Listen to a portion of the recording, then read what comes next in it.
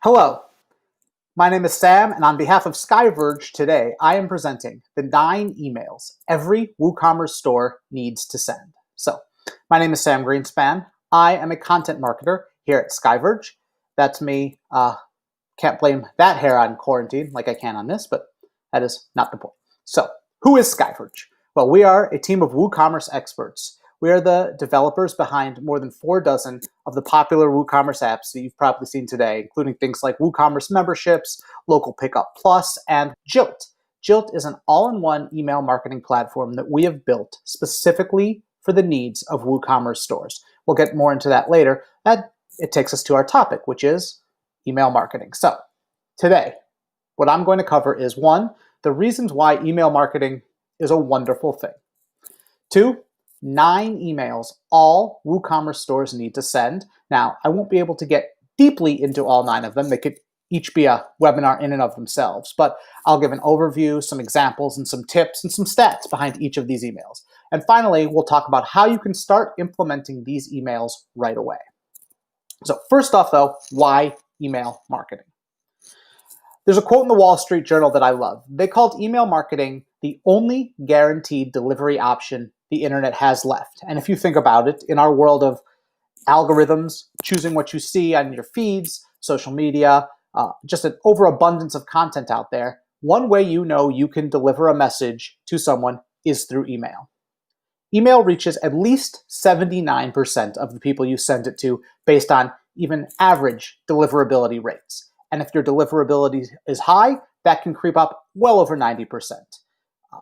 People want to hear from you. 61% of people say email is their preferred method of contact from brands, above things like social media, text messages, phone calls, instant messages, direct mail, whatever it may be. Email is the preferred method of communication. And a study found 91% of subscribers who signed up for a brand's email list want to hear from that brand. We can't speak to why 9% of people signed up for an email list and don't want to hear from the brand, but that's neither here nor there. So, according to Opt-in Monster, email is the most effective form of marketing a business can use. Not only do people want to receive your emails, they're effective when those emails arrive at your customers. Email has an average return on investment, or ROI, between $38 and $44 for every $1 spent, which is just astronomical. It's 40 times more effective for acquiring new customers than Facebook or Twitter. And email can be automated, personalized, segmented, measured, and used for every customer touchpoint. One of the best parts about email is its versatility.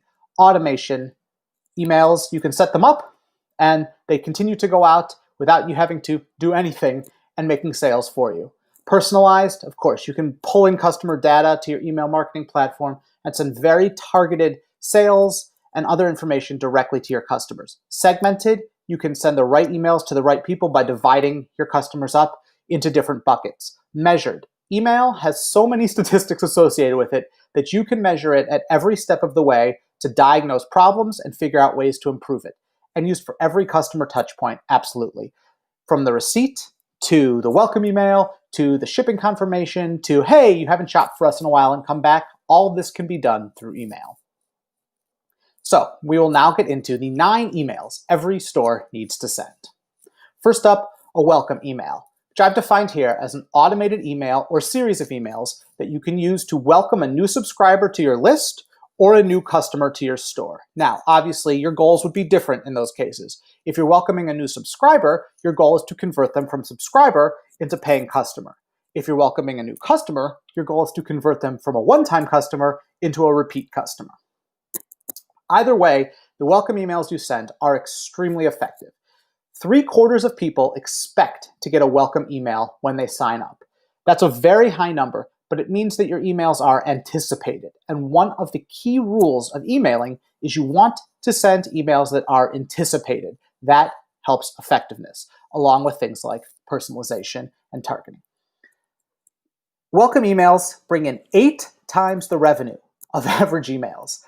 They also have 4 times the open rates and 5 times the click-through rates. These are averages, but these are astronomically high averages. That's why you'll want to capitalize on welcome emails. And finally, if a subscriber or new customer goes on to read your emails, they're more likely to read more in the future. Subscribers who read a welcome message go on to read 40% more of your emails over the next 6 months. In other words, the welcome email helps begin the habit of the customer or subscriber opening your emails, reading your emails, and engaging with your brand.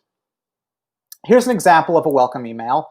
It's a heavily text email. It's not plain text, although it can appear that way. It is just a heavy text email. That gives it a more personal feel, and you can see it comes directly from the founder of this company with his picture. This is meant to be a very personal welcome to the company. It's heavy on the content. There aren't pictures here other than the headshot. This is all about the content and driving people to the website to look at some of their best blog posts. The call to action, therefore, is low stakes. They're not trying to sell anything in this email, at least not explicitly. What they're trying to do is get you back to the site, reading the content. All right, build the habit of coming back to the website, looking around at what we have, reading about our products, and engaging with us. Finally, I really like the PS that he uses here. I'm a real person on the other side of this email. Please feel free to hit reply and say hi. There's a school of thought that says you want to try to get some replies occasionally to your marketing emails. That could be a good sign to the email box providers, your Googles and Microsofts of the world, that your emails are something that people want. That can help your long-term delivery. So he's asking and making the personal appeal, reply directly to this email, and that can help the deliverability. It can also help the email feel like it's coming from one person and they want to hear from another person. The second type of email that we'll cover today are abandoned cart recovery emails. These are automated emails or a series of automated emails to people who have put something in their cart but left the site before checking out. This is a very common occurrence. Roughly 70% of carts are abandoned. That means for every 100 customers who buy something from your store, there are 230 carts that have been abandoned. You can imagine that's a lot of revenue to leave out there. The thing is, people don't always abandon carts because they change their mind and suddenly aren't interested in the product. 3/4 of people who abandon carts say they plan to return. Some of them use it as like a shopping list as they're going through a site. Some of them get distracted and do something else. Some may shop on their phone and then go back to your site on their desktop computer later in the day.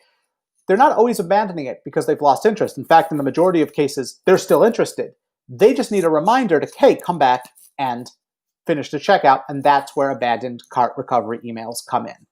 They're very effective too. They have an average recovery rate of 12%, but with our numbers at Jilt, we found that if you customize your abandoned cart series, drip it out in a strategic fashion, you can hit the 15 to 20% recovery range. That is a lot of revenue that otherwise would not have come back to your store.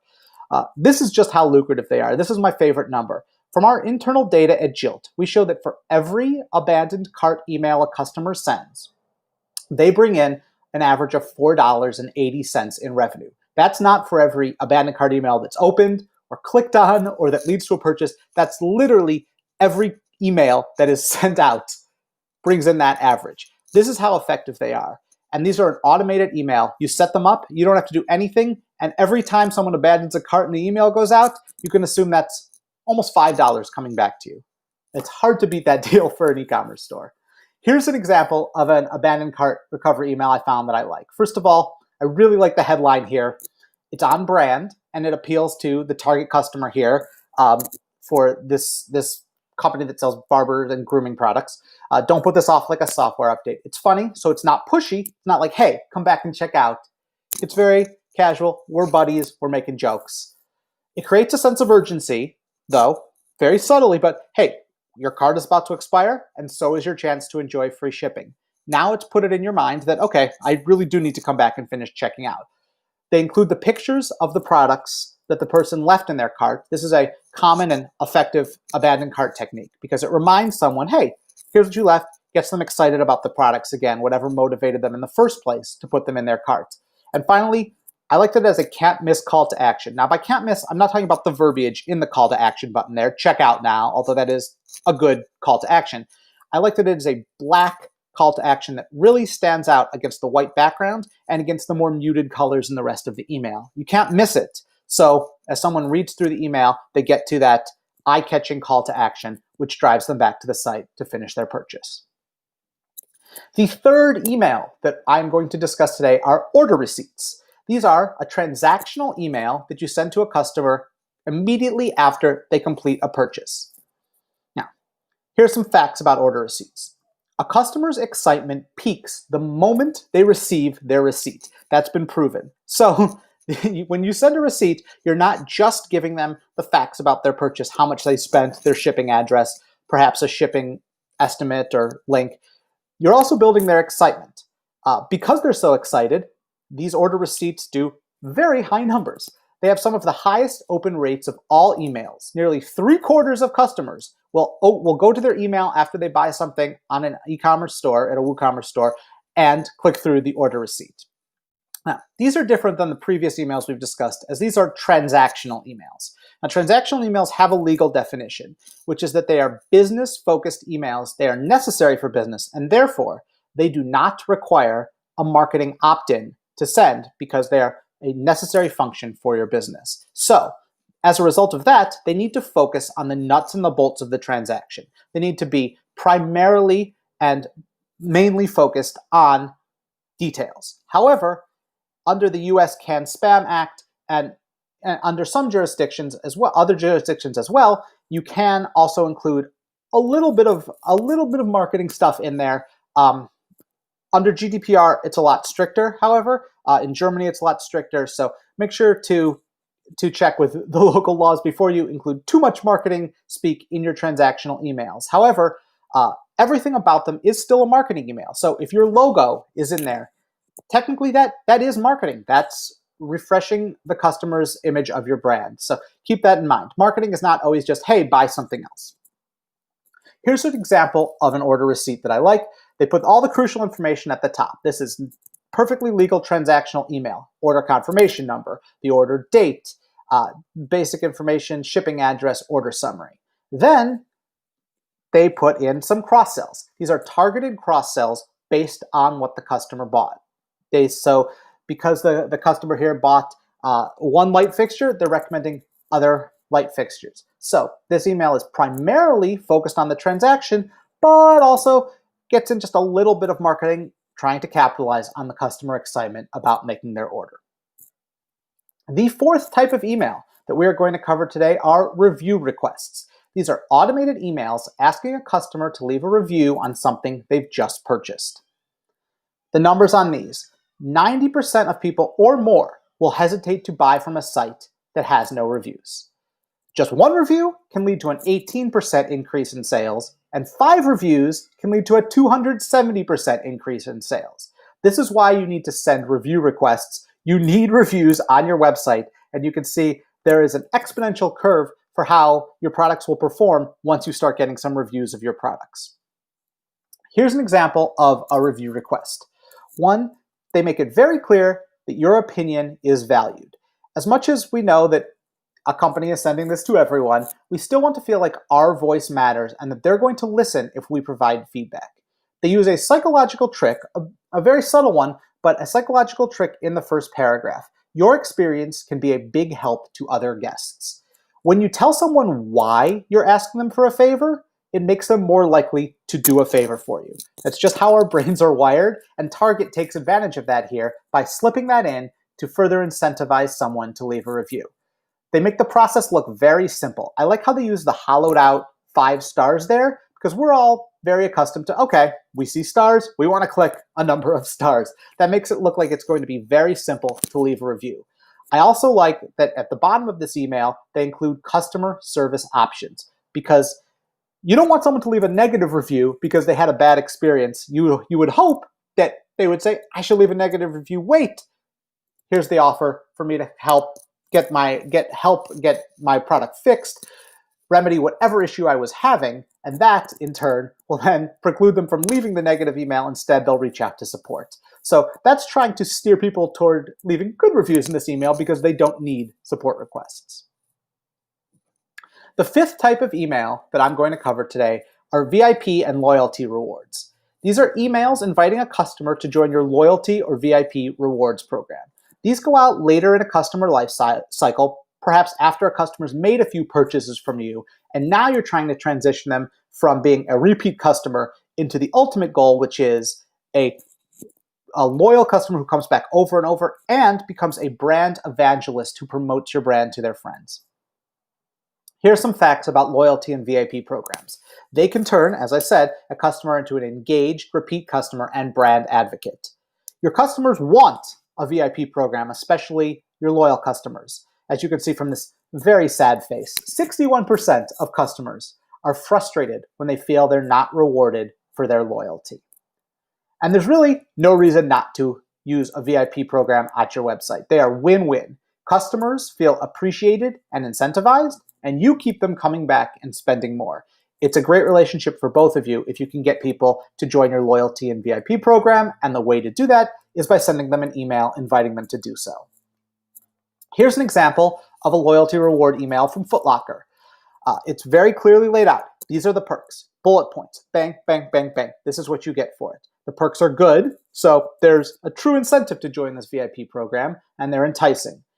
They have 2 different tiers of perks, which is a good way to push customers to spend a little more to get to that higher level of status. But the lower level of status is still very good, so they don't feel like, I shouldn't even bother to join because I'm not going to spend $300 in a year.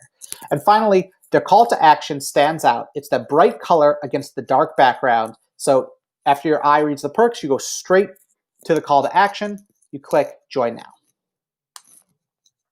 The 6th type of email that we are going to cover today are replenishment reminders. These are emails reminding a customer to reorder or replace a consumable product.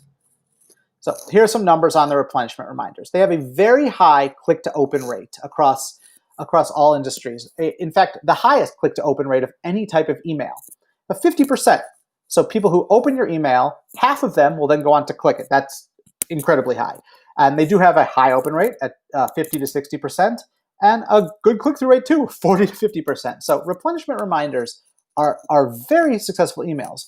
We want to dig into a little bit of the why. Why are replenishment reminders so popular? And my theory on this is that a replenishment reminder, when done correctly, doesn't just feel like a marketing sales email. It feels like you're doing the customer a service. For instance, I don't know when I have to reorder more dog food. I don't always pay attention to where the dog food bag is. If a company sends me, hey, you should be probably out of dog food by now, that's actually doing me a service. They're taking that mental load away from me, and I'm pretty grateful for that. So that makes me, okay, great. They tell me I'm almost out, click to reorder. That's a good replenishment reminder. And that's the power of one of these and probably why they're so successful. Same deal goes for contact lenses, protein powder, really any consumable product. And speaking of dog food, how lucky. Here's a replenishment reminder example from Purina. So love the customization here. They know the dog's name, Oliver. So the headline says, is Oliver's bag almost empty? That's very eye-catching because now this is not just, is your dog food almost out? Does your dog need more food? They're literally calling out your dog's name here. And they say 10 days till the bowl is empty. Then they have the call to action there, reorder Oliver's blend. Again, they're bringing the dog's name into the call to action itself. That level of personalization really makes a replenishment reminder work even better. And as I said before, this is a helpful email. This does not just feel like a marketing email. This feels like it can be a service. The 7th type of email that I'm going to cover today are win-back emails. These are emails that go out to a lapsed customer in an attempt to re-engage them. It happens in the customer lifecycle.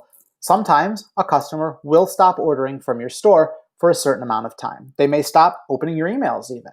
At that point, you need to try to win them back because, of course, you always want to keep your customers coming back. It's a lot easier to acquire to get a repeat customer than to acquire a new customer. The numbers say it's about 7 times more expensive to acquire a new customer.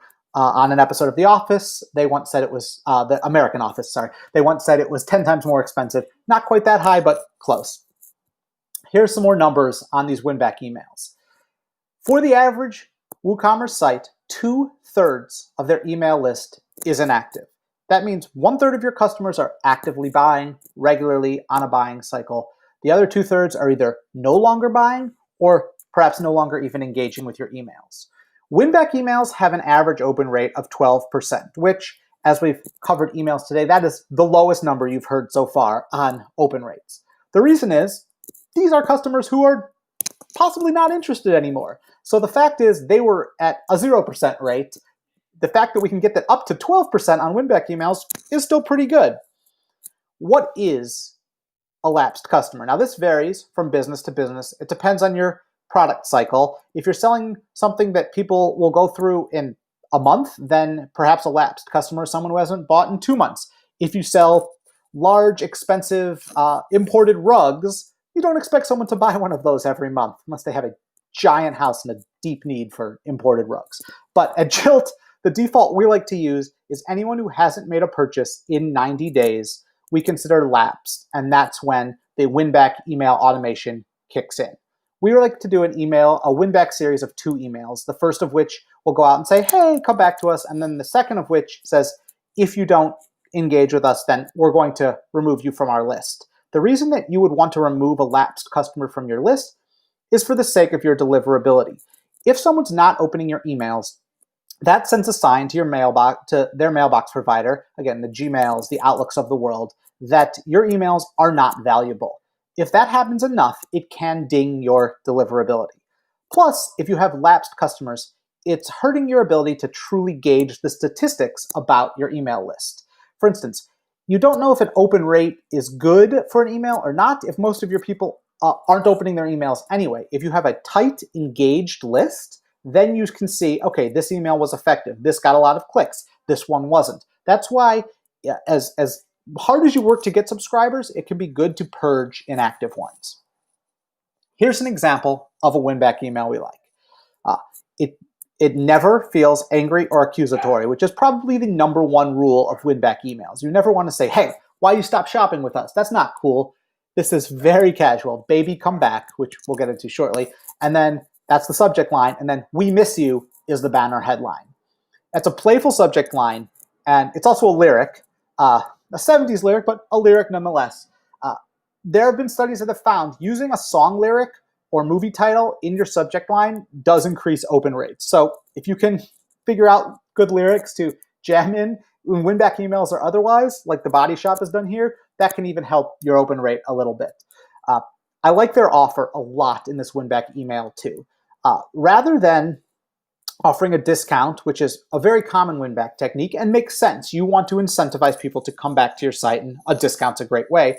They're offering an additive product. So rather than saying you can have $10 off or $20 off, they're saying, look, if you make a purchase of $20 or more, we will give you this valuable add-on. That additive deal then leads a person to spend the full amount and get a bonus. That's a great way to avoid the downward spiral that can come with offering discounts, and then you have to escalate and offer more discounts, and suddenly every day you're sending out 40% off, 50% off, 60% off, like I'm sure you see with some emails you get, and you can avoid that race by doing things like additive discounts, like The Body Shop has done here. All right, the 8th type of email that I'm going to cover today are newsletters. These are broadcast emails that primarily or entirely focus on good content and not just sales. Now, unlike all the other emails we've discussed thus far, these are not automated. These are emails that you will craft and send as one-offs. Here are the facts about newsletters. An effective newsletter is high-quality content that informs, entertains, educates, or does all of the above to your customers and to your target customers. It strengthens your relationship with them. What a good newsletter does is it keeps someone engaged with your brand and your email list when they're not making a purchase. If they're anticipating that once a week you're going to send them a well-written thought piece about your industry, some links to topics that would be relevant to their lives or your product, or any other kind of really good content, then they're going to stay engaged with you. Your brand is going to stay top of mind so that when the day comes that they are ready to purchase what it is that you're selling, you'll be right there in their mind and they'll be ready to make the purchase. And that's really the principle of content marketing, which is that it may not sell today, but it can lead to more sales and larger sales down the road. It can lead to more loyal customers, and over time it can really pay off. That's why I picked this great graphic of a little plant with an arrow pointing up. It's a little on the nose even for an abstract graphic.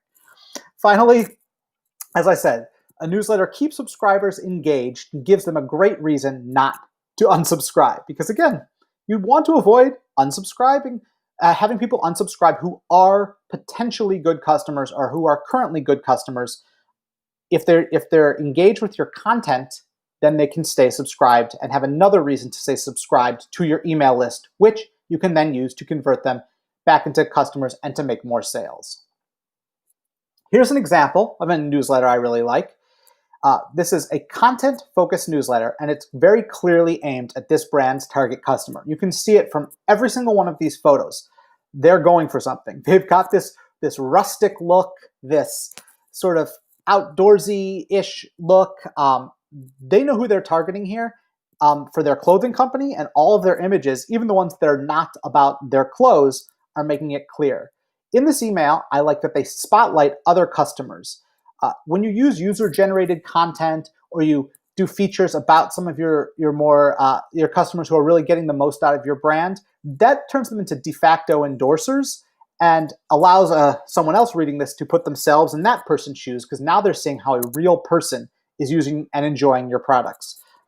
This newsletter, again, like a lot of what I've just talked about, this is not hard selling. This is mostly about the content. Now, there is a little bit of a sales pitch in here, but it's minimal. This is more about establishing the brand's voice, giving the subscribers, giving the customers more of the overall sense of the brand, keeping them informed and entertained and engaged, which is really the end game of a good newsletter. And finally, the last type of email that I'm going to discuss today is the sales announcement. This is a promotional broadcast email that's sent to your whole list or a segment of your list specifically to advertise your products. So when people think of email marketing, this is what they think of. They're thinking of those one-off emails that come however often, once a week, a few times a week, once a month, that has, this is what we've got on sale, this is what we're selling now, come back, come buy this, come buy this.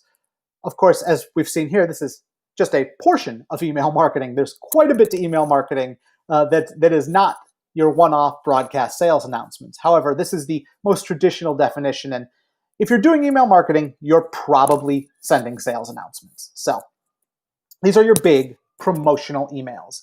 You can use your sales announcement to advertise your products or services, advertise a deal, show off sale prices, talk about new products that are in stock, or do all of the above.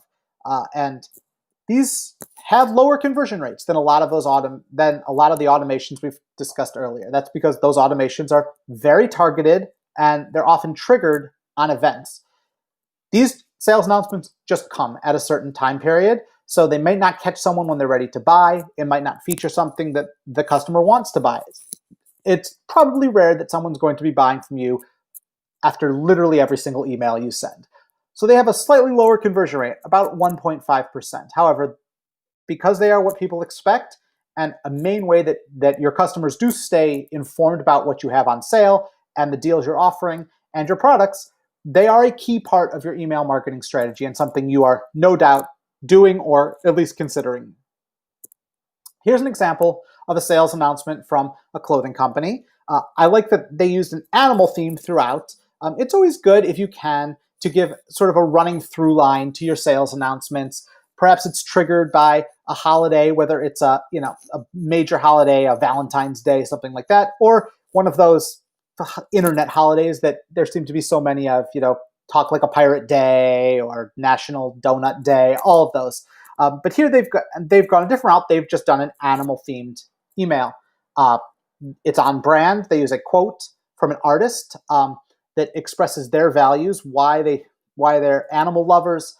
Again, demonstrating your values to your customers is very important. It's increasingly important now too, as younger customers and also customers who are in today's climate are much more interested in who's behind the brand, what the brand values, and wanting to shop with people who share the values they do. This sales announcement has some general products, and also there's a little section about 2/3 of the way down that are personalized recommendations based on the customer's previous shopping behavior. Those are a mix of shirts that this customer has either looked at, I know this because this customer was me, that this customer has either looked at or are in line with the shirts that this customer may have looked at. And so that's giving a little extra personalization, which is always good in a sales announcement. I've talked a lot throughout this presentation about personalization and segmentation. Those are increasingly important strategies in email marketing. So to be able to include something that's personalized in a general sales announcement so that everyone's getting something a little different and that's a little bit more targeted to them can be very effective in increasing your click-through rates and your conversion rates. In conclusion, email marketing, a fundamental part of running an e-commerce business, absolutely. And the reason that we consider it fundamental above all else is because it is the best way to reach your customers. Email has the highest ROI and conversion rates of any form of marketing. And one thing that I hear a lot as when I'm talking with e-commerce and WooCommerce business owners is are people still using email? Absolutely. In fact, 91% of internet users as of last year were still using email. It is the most popular activity on smartphones. And it is not just older people either. Millennials spend more time on email than any other age group.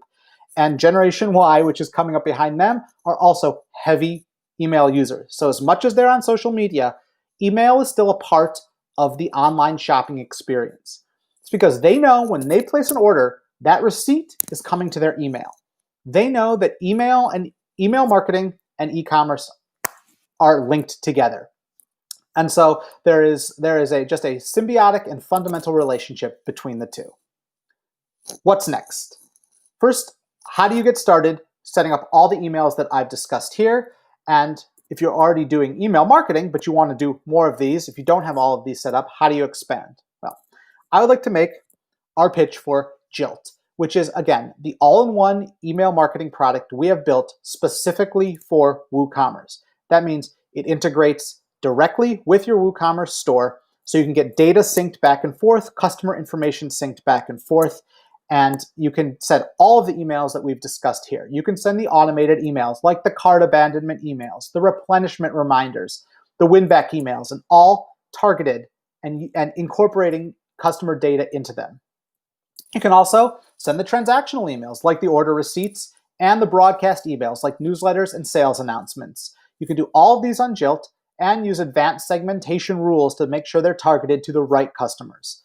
You can also track your performance with us. We have all the analytics you need to see how your emails are performing, and our great support team will happily walk you through any aspect of this, whether it's interpreting the data, whether it's getting set up, whether it's migrating your emails over. Anything you need, we are happy to help. Jilt is really a tremendous platform if you're a WooCommerce store and you're growing and looking to expand your email marketing presence and start really taking advantage of some of these high-value automations, some of these important transactional emails, and some segmented and targeted broadcast emails as well. Jilt is going to be the place that you find very comfortable to send those powerful emails you need, but you can set them up nice and easily. You don't have a lot of time. None of us have a lot of time.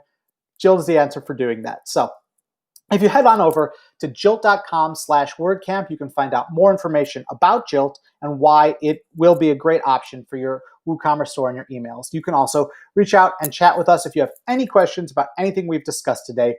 We'll be more than happy to talk to you about it, go deeper in depth, and really just have conversations. We enjoy talking email marketing. I know, we really do. So thank you very much for watching this presentation, and we look forward to seeing you over at Jilt.